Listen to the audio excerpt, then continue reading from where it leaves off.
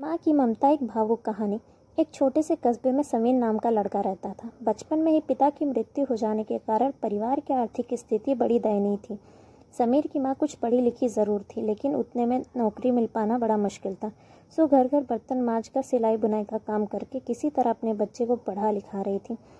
समीर स्वभाव से थोड़ा शर्मीला था और अक्सर चुपचाप बैठा रहता था। एक दिन जब वह स्कूल से लौटा तो उसके हाथ में एक लिफाफा था। उसने माँ को लिफाफा पकड़ाते हुए कहा, माँ, मास्टर साहब ने तुम्हारे लिए ये चिट्ठी भेजी है, ज़रा देखो तो इसमें क्या लिखा है।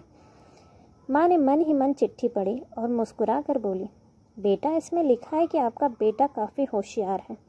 इस स्कूल के बाकी बच्चों की तुलना में इसका दिमाग बहुत तेज़ है और हमारे पास इसे पढ़ाने लायक शिक्षक नहीं है, इसलिए कल से आप इसे किसी और स्कूल में भेजें। यह बात सुनकर समीर को स्कूल न जा सकने का दुख हुआ, पर साथ ही साथ उनका मन आत्मविश्वास से भर गया कि वो कुछ खास है और उसकी बुद्धि तीव्र है। माँ ने उसका दाखिला एक अन्य स्कूल में करा दिया। समय बीतने लगा। समीर ने खूब मेहनत से पढ़ाई की। आगे चलकर उसने सिविल सर्विसेज परीक्षा पास की और IAS ऑफिसर बन गया। समीर की माँ और बूढ़ी हो चुकी थी और कई दिनों से बीमार भी चल रही थी और एक दिन अचानक उनकी मृत्यु हो गई।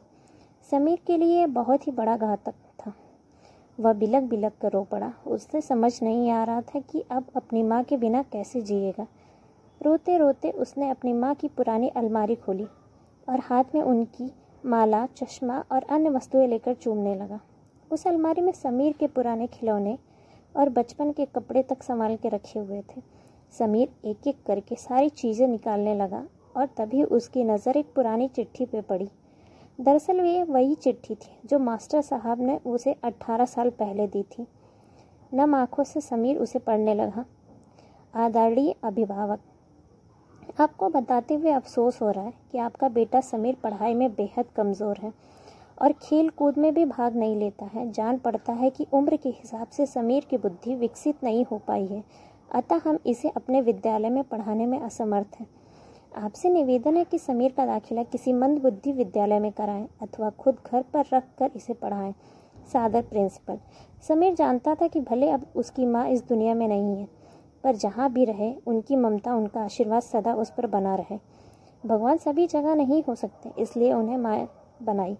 माँ से बढ़कर त्याग और तपस्या की मूरत भला और कौन हो सकता है।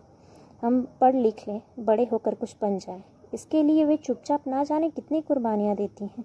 अपनी ज़रूरतें मारकर हमारे शौक़ पूरा करती है। यहाँ तक कि संतान बुरा व्यवहार करे तो माँ उसका भला ही सोचती है। सचमुच माँ जैसा कोई नहीं हो सकता।